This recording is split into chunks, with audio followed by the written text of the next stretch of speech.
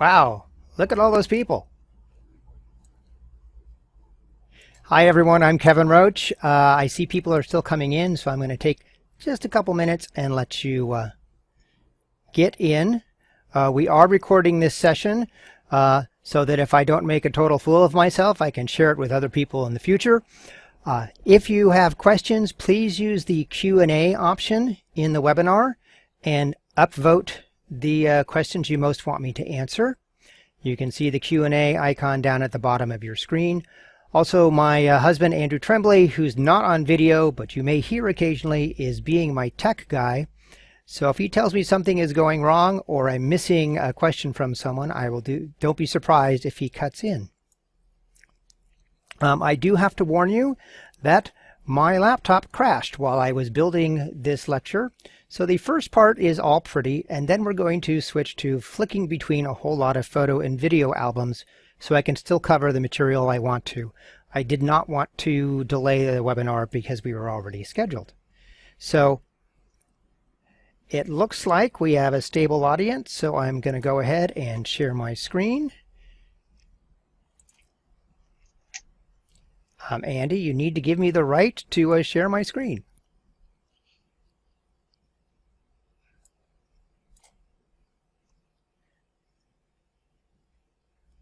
Go for it. All right. This is the one we want. Andy, can you confirm for me that it's transmitting?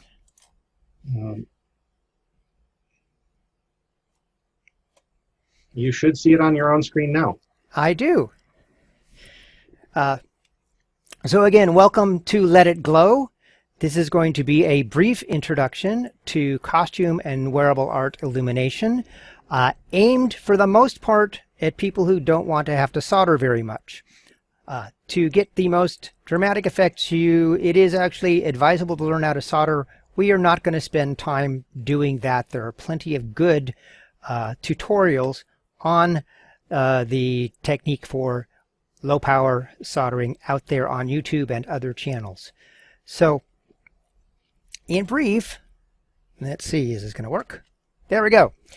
So I'm going to start with an introduction to the types of illumination we can use in costumes and wearables, what we want to consider when we're choosing them, and some of the prepackaged options you can just buy right off the shelf.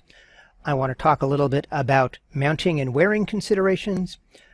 We need to dive very briefly into a tiny bit of electrical circuit design so you don't wonder what I'm talking about. Most of the talk will be spent on addressable LEDs, aka NeoPixels, which are what I like to use for most of my costume effects. So without further ado, let's move into this.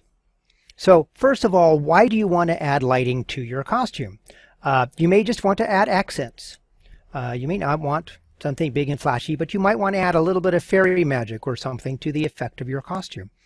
You may want to add a more dramatic effect, or you may want to use these techniques in props or accessories that complete a science fiction or fantasy look in your costume. When you do this, you need to consider several things. One of them is the brightness of the illumination you're providing. Will it actually show? Obviously, you want to control the color, and these two together, along with contrast, determine the kind of effect your lighting will have in the costume. Something that most people don't realize until they start working with illumination sources is you also have to worry about viewing angle. Is the light bulb or the LED or the EL wire visible from all angles, from limited angles? You may want to control it, or you may want it visible from as wide an angle as possible. And all of this adds up to just how visible is your lighting effect. Right off the shelf, we can start with several different kinds of illumination. The most obvious are light bulbs, incandescent bulbs. And for many years, this was the only way we could add lighting to a costume. Now, incandescent bulbs are still around, but they're not the most effective tool to use, as I hope to explain as we go along. Another really popular one to use in costumes, electroluminescent wire, which looks like neon. My favorite mode of illumination is LEDs, and most importantly, what we now call addressable LEDs, which let you program color and animation directly without having to rewire things every single time you want to make a change. There we go. Incandescent lighting is the light bulb that most of us grew up with. And they're not terribly efficient. They work by heating up a filament, which means they get hot. That also means that all that waste heat is burning up your battery, so that your batteries don't last as long. You need more batteries to get a significant amount of light. And it also is a hazard. It can actually ignite things, or it can melt them. I once did a mohawk out of fiber optics illuminated by little tiny light bulbs, and they heated the plastic armature, and it took somebody an hour to pull the mohawk out of my hair because it had melted into my scalp. I really don't recommend light bulbs unless you're buying a packaged product. I've seen really effective uses of tap lights. The little light bulb in a package where you tap it and it turns on, incorporated into a costume, so it was all packaged. All they had to do was change the batteries, and they were ready to go every time they needed to light up. If that sort of soft, low-grade illumination is what you need, you can still use regular light bulbs. I will note that a lot of the tap lights made today use LEDs instead of incandescents, so their batteries actually last a lot longer. EL wire gets a lot of use in costume and wearable art. It is what looks like a plastic tube with a battery pack attached to it, and it glows. It actually looks a lot like neon. It is also possible to get a version of this which is done in sheets or in ribbons. It's fairly bright, but it actually runs at quite high voltage, which means working on it yourself to rewire it or modify it involves some special skills. And if anything goes wrong and you get a bare end exposing the two conductors, you can actually get a shock from it. For high brightness, it actually goes through batteries very quickly, and actually its biggest drawback for me is that the controller, which makes the high voltage, makes a whine like a mosquito that drives me mad. It is, however, really effective, and so EL wire, which you can buy in these little prepackaged kits that take a battery pack, is still a really good option for costuming. It's not my favorite. Let's go back. So LEDs are my lamp of choice. And these days, what you used to be able to get with battery packs for regular light bulbs, you can now get with LEDs. This is a little chain of fairy lights driven by a tiny watch cell, one of the little quarter-sized batteries. It will last for several hours, and you can buy these online in all sorts of places. I will give you a link to a resource page I've put together, which includes some of the places I shop. But these are really popular. And if you just want to add an accent, buying prepackaged LEDs is really good. You can get versions that blink. If you're in a hurry, you can even find them at holidays with the holiday light-up necklaces. If you stock up on those during the holidays, you have them handy when you're building costumes later on. My favorite tool, however, is the addressable LED. And this is actually, each LED is actually a little chip that can be set 3 LEDs to a particular color. It's controlled by a small computer, which means you have to learn how to program it. But you have changeable brightness, color, and as you can see, it is very bright. And because you can control the color and the brightness and the on-off state of any LED in the whole set, it gives you lots of options for what you want to do, and you can change your costume effect without having to rebuild the electronics in your costume. And now we have to wing it. That's all the prepared slides. I do want to show you some more examples, so I'm going to stop. Actually, I'm going to share another thing if I can. Let's see. And one of the things that's important when you're working with lights is how do you mount them? And if your costume has to be laundered, this can be a real problem. So there are a couple of tricks.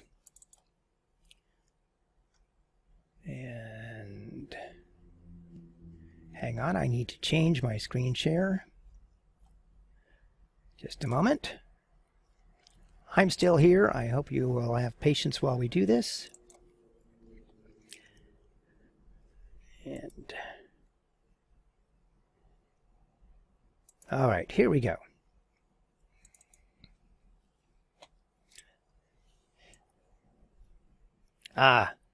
My tech guru has just set up an iPad so I can see how awful I look while I'm telling you all this. This is an example of a very simple way to mount a pre-made packaged LED. Those are little sticks that do the raindrop or meteor animation. They're driven by a battery pack, which is inside a flying saucer costume. And to put it on the outside, I simply made a buttonhole to slide the stick through, and then there's a tube of organza or chiffon that slips into. That holds it securely in place so it doesn't bounce around, but it's so transparent that the lights show through without any problem at all. This is really simple, and you can use this sort of trick with loops or transparent fabric to hold your illumination in place without having to stitch the wire down all the way. You can slide it through a tube, and then you are all set. One of the tricks I have done for this is I wanted a belt that lights up, and we are going to, hang on, I've got too many windows, I apologize. So the belt looks like,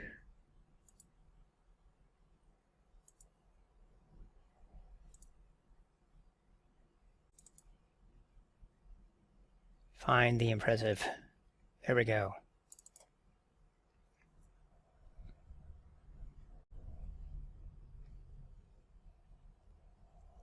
So, this is my party belt. It matches the collar that I'm wearing. It's actually the same software, controls both of them. And it looks pretty spiffy. It was actually designed to look like a horsehair trimmed belt that I've owned for a number of years. But to mount it, all that I had to do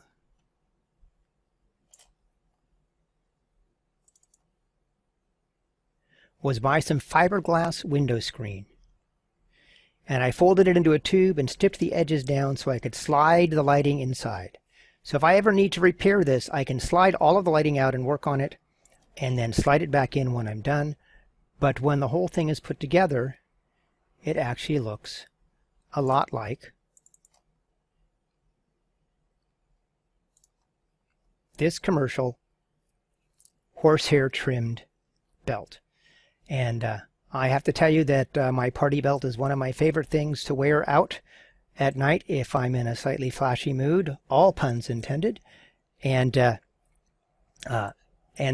assembly was really simple. Now, if you want to wire directly into a garment, you can do that. But it is a somewhat fraught proposition. This is a piece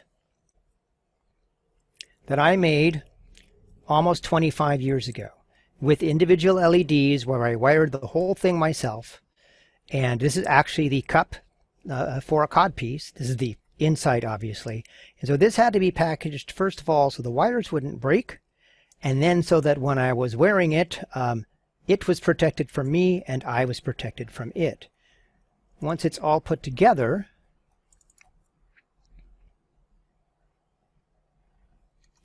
it looks like this.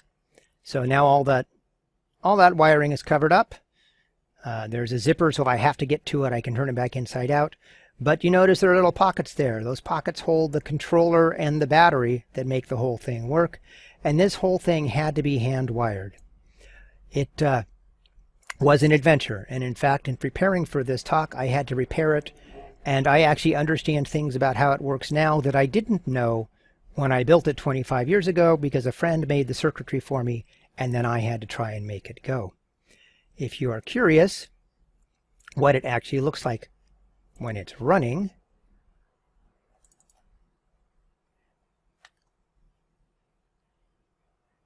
this is what it looks like in the dark. That's what it looks like in the light. It is animated to be skyrockets, and the wiring is actually quite primitive. It's amazing that it works at all, but I am very happy that I now have it working again in my wardrobe. Let us close a few windows. Andy, do we have any questions that have popped up? Not yet. Okay. Your Q&A icon will show will show something if it does. My Q&A icon is... It'll pop up. Oh, okay. Thank you. It's the voice of my tech guy. So, as I said, my favorite mode for working in LEDs is the NeoPixel or the addressable LED. This does mean I have to solder sometimes, and in my resources link there's some information about basic soldering, but better than that, because I wrote those a long time ago, are any of the good tutorials on how to solder. The one thing I do want to caution you is, if you are planning to do some wiring, buy a good soldering iron. This is a little portable one I bought. But what I love about it is it has changeable tips.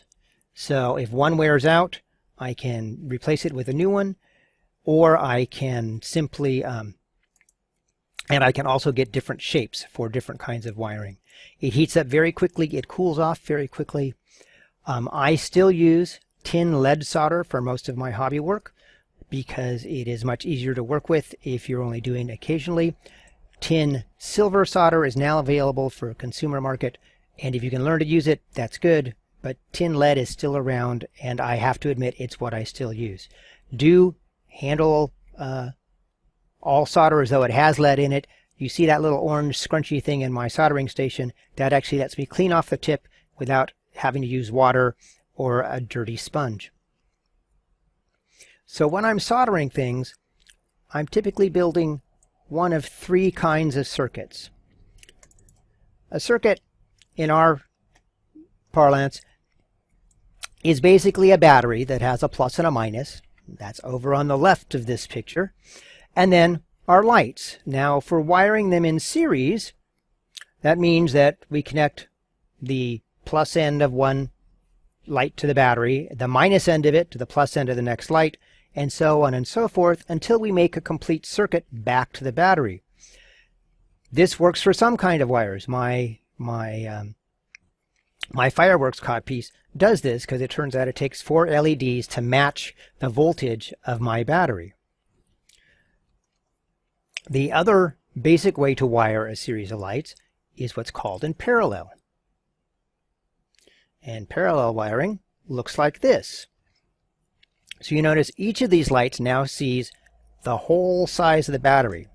And now, again, that means you have to have the right lights for the right battery, but it also means that if your lights work at 2 volts, you only need a 2-volt battery.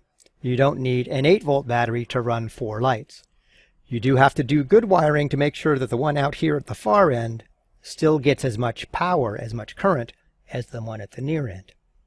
Now, NeoPixels, because they're not just light bulbs, wire a little bit differently. NeoPixels have the little controller. There it is. That's our little computer on a chip. And you see, they are in parallel.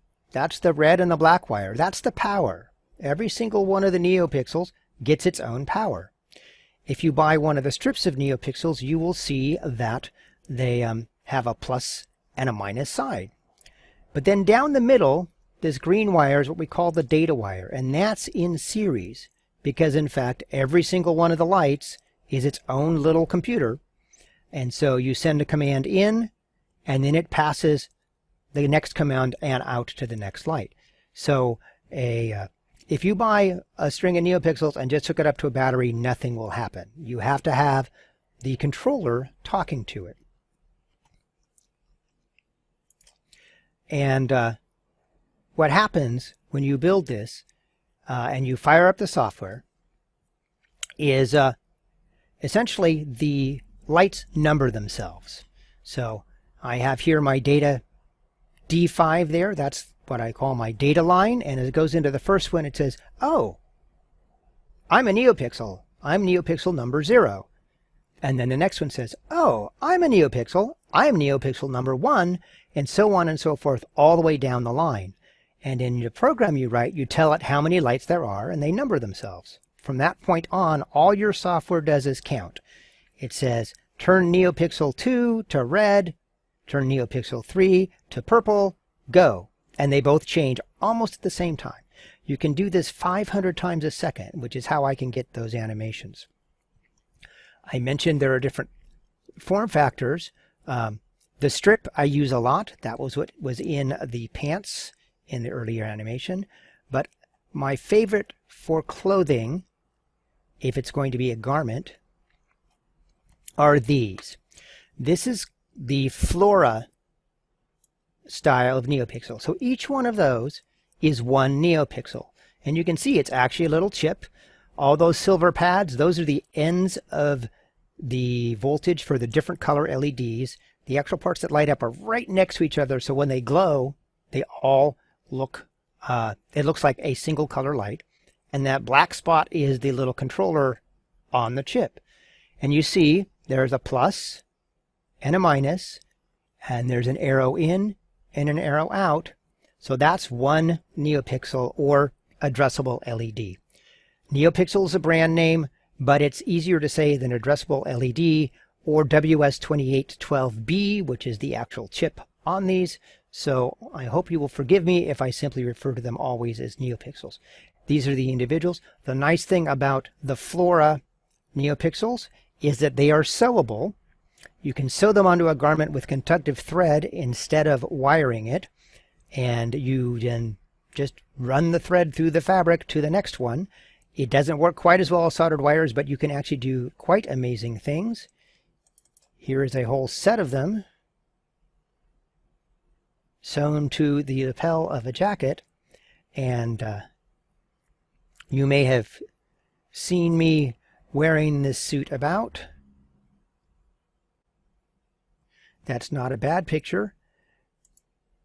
But when it's live, it's really impressive. Where did it? There we go.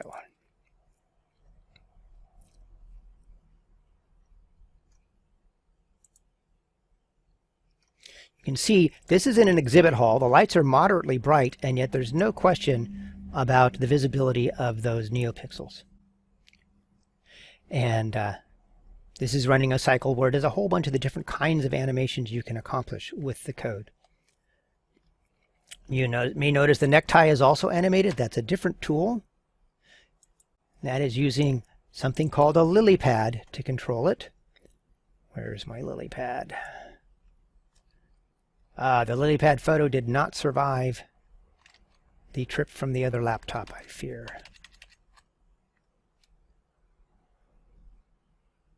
Ah, there it is. I'm wrong. This is a lily pad. It's a version of the controller, but it's also designed to be sewn in. So there are two brands of wearable lighting controllers, LilyPad and Flora. LilyPad comes from SparkFun Enterprises. Flora comes from Adafruit company. They both work. They can both be laundered if you are careful. You do not want to tumble dry them. Laundering does have a tendency to mess up the conductive thread. And there you can see some of that conductive thread. It's spun stainless steel thread, and the trick when you're using it instead of wiring is to not cross your stitches. So all the plus stitches have to go in one place, all the minus stitches another, and the data stitches also. Because if you cross the threads, you short it out, and then you either kill your battery or you lose data, neither of which is useful. The Flora series are really good. However, for most of my wearables, I use one of the much smaller controllers. All of these controllers are varieties of Arduino controllers. Arduino is a hobby computer programming kit you can buy, and the basic kit is actually quite large. It's about the size of a deck of cards. But there are these much smaller versions that don't have as many pins. And since one pin, one data line on one of these controllers can control all the lights in my costume, I don't need a whole bunch of extra ones. The three we have here have all been used in different costumes. The one in the middle is called an electronic playground, and it actually has some lights built into it. So it will do things for you right out of the package.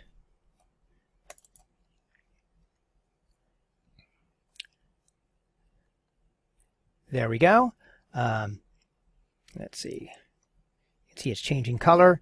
It also has a little speaker in it, a little buzzer. If I turned the buzzer on, it would be playing Jingle Bells.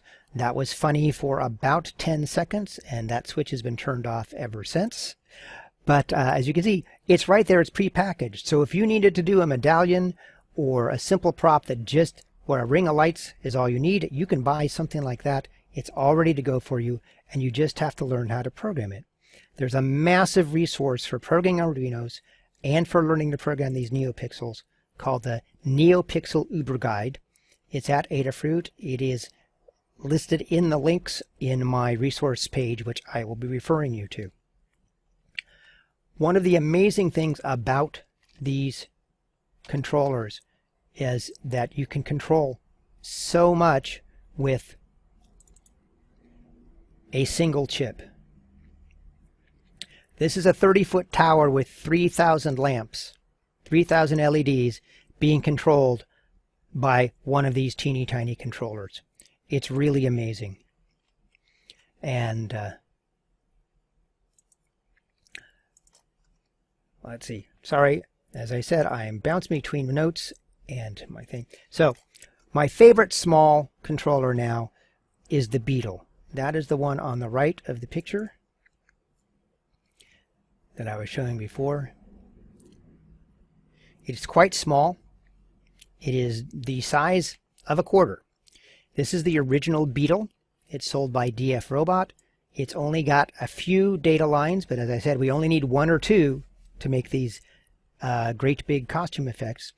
And more important, they came out with a second version called the BLE Beetle. And where's my picture? That is in our wiring diagram, which I lost.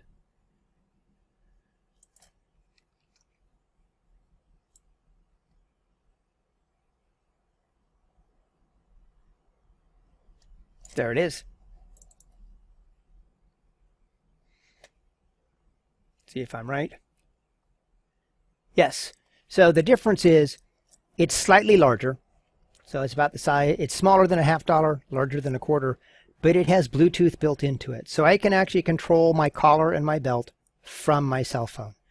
And having that freedom of no longer needing to find a switch and flick buttons and to make it change what it's doing is hugely freeing. I have published, the link I'm going to send you is for a project called BLE Beetle Belt, and it actually is the software that controls my animated belt. It includes instructions on how to use the Bluetooth, and I encourage any of you who want to do it to have some fun. If you just want something simple to add a little bit of light, you can get one of the lily pad kits from SparkFun. This is called the Lily Twinkle. It's a simplified kit, and all it does is twinkle. Like new.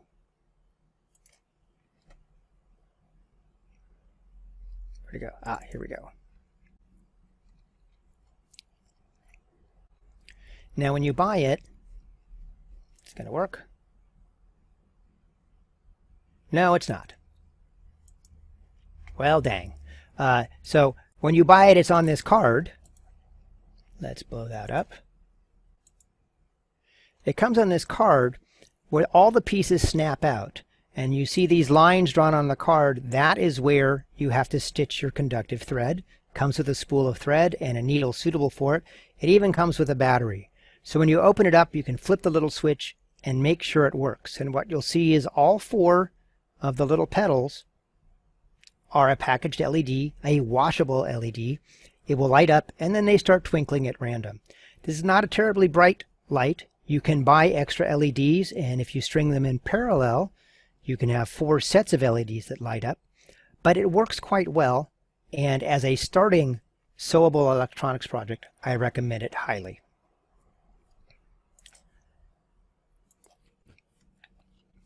You can also buy NeoPixels in strips. That's probably how many of you have seen them. It's what I use in my tower, what I use in my trousers. And those are handy because they are stuck together. Only thing you have to do is wire at the end to hook them up. If you are doing a lot of NeoPixels, you will find that about every meter you need to add that 5 volts back in again. Remember that parallel wiring for the power, because otherwise they start to sag and they start to go yellow. And power is always the problem with lighting. To create light, it consumes power. If you want to, that's it. So my tower, when it's fully on, here it is, fully lit. And if I turned all the lights from the rainbow up to white, it would consume about 60 amps of 5 volt power. That's a lot of current. You're not going to have that much in your clothing, but you may find that if you are running a long line of NeoPixels, you need to bring power to them more than one time. That's fine as long as the data line is continuous from the first one to the last. You can also get rings and sticks of NeoPixels, which are already packaged and encapsulated. They're great for goggles or antennas or mask installations. They really are one of my favorite tools for creating animation. I'm trying to find a good picture. You may have noticed, let's see. Here in this picture you can see. You notice that I have connectors on all of my controllers. And that's because the most likely thing I am to break in one of these projects is the controller itself. You get them wet, or you short them out or something, you can destroy them. And so by using a connector, I can unsnap it from the lights inside the garment and set it aside to try and figure out what's wrong. And if I have a scrap of strip lighting set up, I can plug that into it to test my code before it goes on to the garment. This connector is called a JST connector. This is a 3-wire JST connector. I buy them in bulk from Amazon, and I get them with the wires already on them.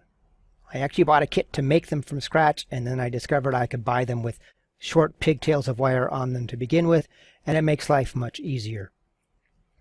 But the soldering you have to do is pretty easy. You just have to solder into those holes already made on the controller board, and then you have to connect to the strip or the first of your NeoPixels in order to make it work. So while you do need to learn how to solder a little bit, if you're not using the conductive thread, it's not so much soldering that you spend the 2 weeks I spent on that codpiece wiring everything from point to point.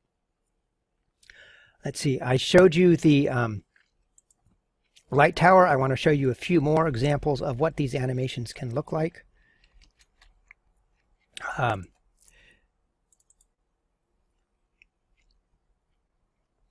This was a prop I did for a boy Barbarella. You might remember at the very beginning I talked about viewing angle. NeoPixels are quite bright,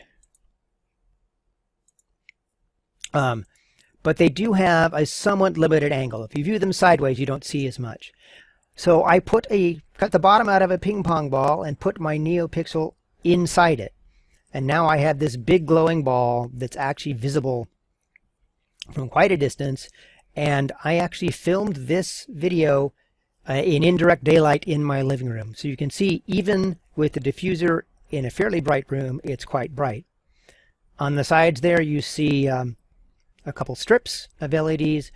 I don't have the film of that, but those are they strobe for when you're firing a mini missile from your mini missile projectile in this design. Okay, you have a question, questions, and take a moment to close out your Access Preview windows. Access Preview windows. Your photo windows and your video windows.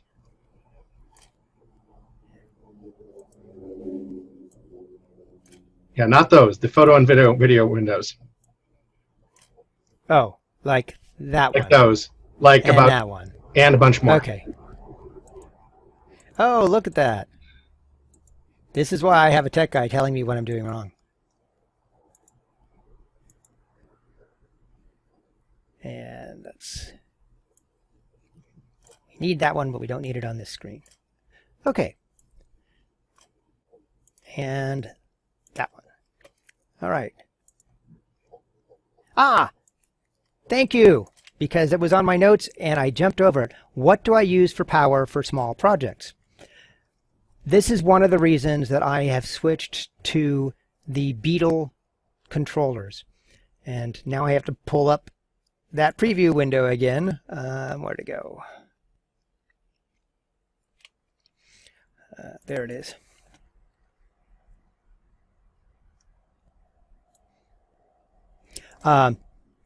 So I'm going to actually have a couple windows open together. So first, these are lithium polymer batteries. They are essentially the same thing that is inside a cell phone battery. And they come in different sizes. They hold different amounts of power.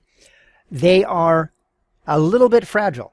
Now, these are smart batteries. If you use the right charger, they don't overcharge like some of the earlier lithium polymer batteries, but it is possible to overcharge one of these or over discharge it. Then you can get swelling and all of the fun things that bad cell phone batteries do. So while these are quite effective and very small, this little one here is about 3/8 of an inch wide and 5/8 of an inch long. Doesn't hold a lot of power, but if I need to power, say, my Barbarella gun for just half an hour or so for photos, it's enough to do that.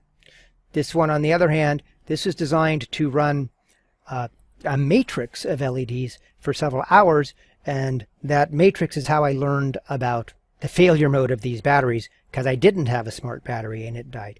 These all work, and they have these connectors. The connectors are a little bit fussy to make and break, because in a cell phone you only do it rarely. So I have switched to the Beetle controllers. Where did my Beetle go? No, other way.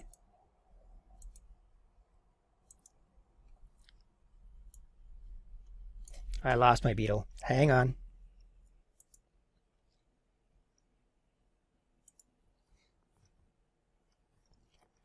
Sorry. The Beetle runs at 5 volts. It runs on USB. And more important, it sends the USB power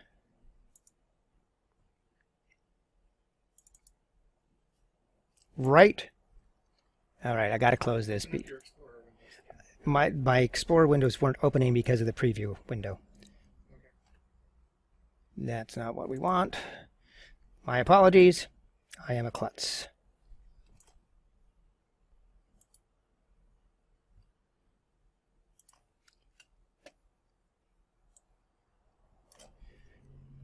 So Andy, I'm not sure what's...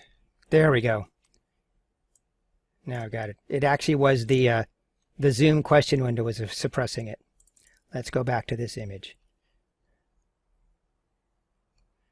Here we go.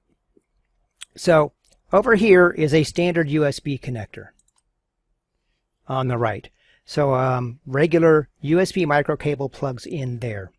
You notice here it says 0, here it says plus, and very cleverly the hole for plus is shaped like a plus. Over here they're repeated. Now they're reversed. It's 0 and plus, but again the holes are actually shaped like a plus and a minus. And what that means is that the power from the USB goes straight through to come out for your lights. And a little bit of power is pulled off to run the controller, but the power for the lights doesn't run through the controller. That is really important when you start running a lot of lights, because you can pull enough power to damage a simpler Arduino. And let's take that back down. All right, okay. Let's see. All right, so from Renee, oops, there we go. All right, so hang on while I read Renee's question. Been wanting to create a pair of wings for a butterfly superhero costume. And, okay, so this is to, so very bright designs. So there is something I haven't shown you, which would be great for this, called a NeoMatrix. Let me find that window. And where'd it go? Here we go. So, the NeoMatrix is a set of the NeoPixels mounted on a flexible card. And they're wired in a serpentine, so they go back and forth. But it's essentially a rectangle that you can animate things on, like drawing on graph paper. And this is the Grim Reaper. He's 13 feet tall, and those eyes had to be visible from the back of an auditorium under stage lighting. So you can see you can get really bright effects. It's actually fairly large, and I believe I bought this from SparkFun, either from SparkFun or Adafruit. And there is a library that makes it easier to do the animation. I basically drew out what I wanted on graph paper and then plugged it into the right numbers in the sample software that they had. Does that answer your question? Let's see. Oh, I can type an answer. Actually, I already sent you to answer live. Yes, there is a expanded out, and you'll see more. You'll see Renee's response. The answer was yes. Oh, okay. Thank you. And let me look at my notes, see if I actually got everything I wanted to talk about.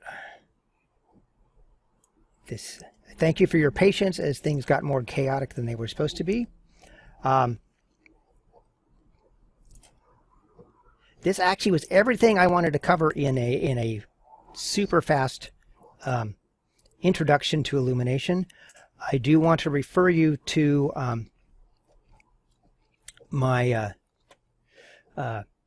the project that does the party belt and the party collar. Hang on, I'm going to stop my share. There we go. I'm back. Hi, everyone. So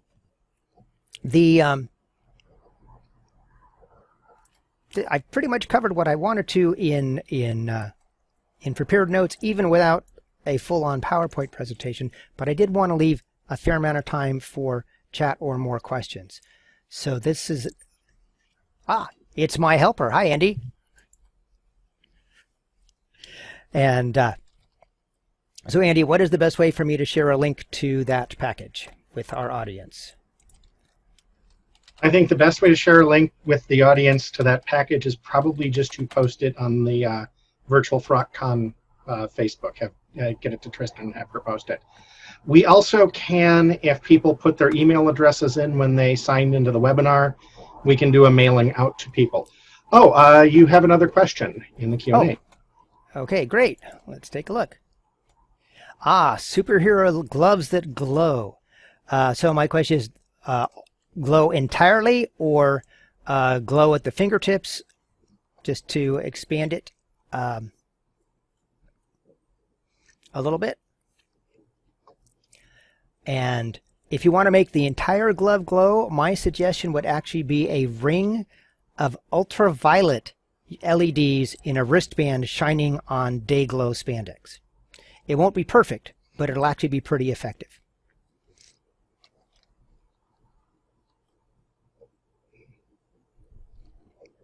And I see we got some chat going on too, Andy. That was just Carol answering your question. But unless she's got more, I'm going to mark the question as done. Oh, I see an ooh, so maybe that's... Yes. I will say if you are buying ultraviolet LEDs, you want to get the shortest. They come in different wavelengths, different frequencies. You want to get the shortest one you can buy. All the ones they sell that we customers can afford to buy glow blue. You'll actually see a purple bluish glow coming out of them, but they actually do create some UV. They work better on red and yellow fluorescence than they do on blue because they're not quite short enough to excite blue phosphors, but they do work. The inexpensive LEDs are 395 to 405 nanometer frequency. That's not very high energy ultraviolet. They start getting more expensive as you get into things down like, say, 365 to 385 kind of range, which is more powerful. Blacklight stuff gets into, that's a whole new world. Right. Okay, so let's see. Oh, I just had it open. If you are buying blacklight light cams, there is a brand you can find on Amazon called Dragon X, and those are shorter, more powerful wavelengths than the ones you'll find for 25. You can spend $25 on Wish.com, or you can spend $150 for Dragon X on Amazon, or you can buy the really, really expensive $1,500 ones that pros use, and don't do that. The Dragon X is close enough. Okay, so in the chat, I'm putting a link to the Party Belt repository, which includes a wiki page. Ah, okay, that is an interesting question. Can you put lights under a thin layer of liquid latex on skin, or will the lights interact with the latex? So, as long as they are not powered while the polymer is curing, you won't have a shorting problem. Or more important, if your wires are actually insulated to begin with, you won't have a problem. You may have an adhesion problem. Clear silicone gel might be a better choice. Yeah, I actually, I frequently, the horrible hand-wired codpiece, the way I made everything safe was I coated it with E6000 adhesive and let it cure. So it was slightly springy, but it was waterproof because when worn under stage lights, if I sweated, I did not want to short out all that wiring. But yeah, clear silicone glue, as long as it's skin safe, might be a better choice than liquid latex. True. Or inserting them into a thin appliance and then just applying the...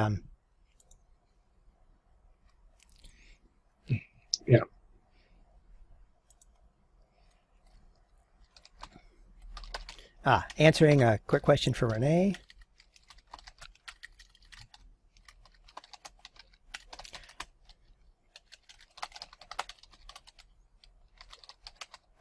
Renee sent it direct to you? Oh, no, it's in the chat, but did it go? What? Oh, there's a button afterwards. There we go. Send. Okay. Okay, so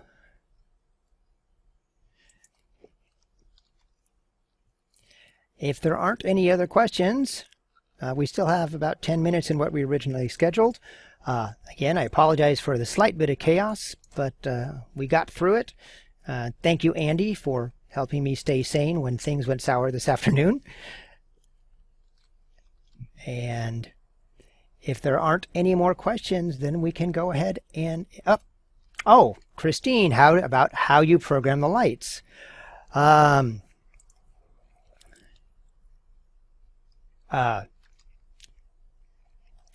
Okay, so I'm going to answer Margie's question. I got that one.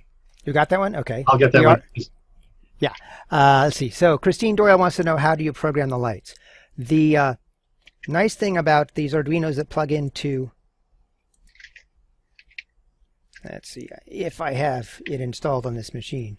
There's a whole package you install, and I do not have it on the machine, called the Arduino Desktop, which installs on your Mac or your Windows or your Linux machine, and you plug in your Arduino controller, whatever variety it is, and you fire it up, fire up the software, and it's like writing a document. And you, every single one of my light up codes started with something I got from the NeoPixel Uber guide, which is one of the links in the repository I posted there. And including all the color changes, how to do the counting, how all that, and then you can play with it, because as long as you're programming with the Arduino programming, you can't break the lights. The worst that will happen is they don't turn on the way you expect them to. So it's actually very safe, and it's very beginner friendly. Arduino is designed as a beginner's programming environment. So what language does the Arduino programming environment use? It is, I believe it is C++. It is a variation of C++. There are a set of libraries that come along with it. And let's see. Oh, Kevin, you posted to all panelists, not all panel attendees. I'm very sorry. Thank you, Bob. I'll get that one copied and pasted in the right spot. And M wants some tips for optic fiber. I've worked with it a little bit. Optical fiber can make great accents, but they're very subtle. And the last sets I used after my unfortunate experience with the fiber optic Mohawk, where I was using bulk fiber, we were at a convention and someone was selling hair clips with little sprays of fiber optics in them. It was plastic fiber, they were LED driven, and they were just on a barrette. You clipped them in. And 4 of us bought everything the enterprising young woman had in stock to sell. I wove them into a laurel wreath for a Greek god costume. Other people were putting them in fascinators. And as long as you just want them as accent, you can buy these pre-packaged little clips that are really, really nice. They're packaged and they're moderately disposable, so you can get extras without breaking your bank and be ready to go. We have a question in the chat from, I think, Sarah. Let's see, scrolling down. Recommendations for lighting a foot-long foam horn. Foot-long foam horn. So is this polystyrene foam, polyurethane foam? If it is white foam, because we just did this for a party, you can get these party batons, which are essentially a styrofoam tube, a white pool noodle with one end plugged up and the other end has a light in it. And it throws enough light down the hollow center of the foam to make the whole thing glow. I was amazed how simple they were, and you can get them really cheap on Amazon and take them apart and see what they do, and you can use that as inspiring, and you might even be able to swipe the lighting part to use in your own horn.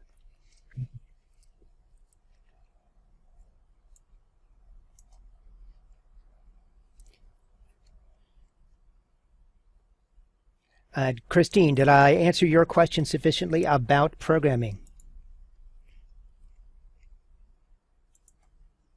Let's see. We got a new open question. Oh, that's yes. Okay.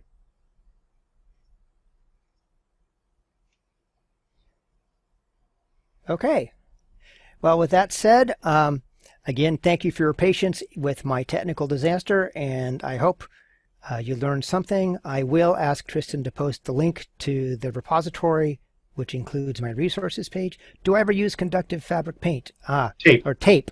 I have not tried using the tape. I have seen somebody make a sensor with it so they could tap a glove, and every time that acts as a switch so that they could change what it did every time they tapped their glove without having to find a button. I tend to use actual discrete buttons for my switches because I want to get tactile feedback that I've actually done something.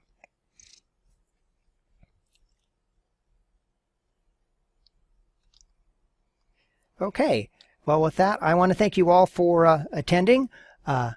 This has been a new experience for me, and I hope you learned something. Please do give Tristan and the rest of the gang at frockflix.com feedback on what was good and what wasn't. And if you want to rake me over the coals for something I didn't do, let them know and they will pass it on to me. I will ask them to post the link to the resource page in GitHub as soon as I get offline. Thank you again for attending.